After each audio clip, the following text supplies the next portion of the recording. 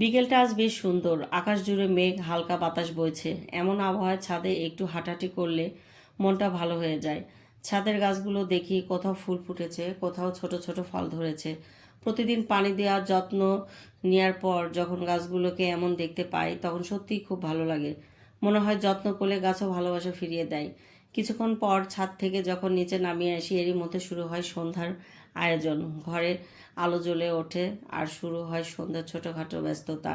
তারপর ছেলেদের জন্য নাস্তা তৈরি করতে বসি। সারাদিনের মধ্যে এই সময়টা আমার কাছে আলাদা রকমের ভালো লাগে। তারা খুশি মনে খাবে, গল্প করবে, কে কতটা পছন্দ করেছে সেটা বলবে। এইসব ভেবেই আয়োজন করতে খুব ভালো লাগে। মা হওয়ার আনন্দ হয়তো এখানেই। বড় কোনো কিছু নয়, পরিবারের ছোট ছোট কাজগুলো করতে পারার মধ্যেই একটা শান্তি আছে। দিন শেষে মনে হয় এমন সাধারণ মুহূর্তগুলোই সবচেয়ে সুন্দর।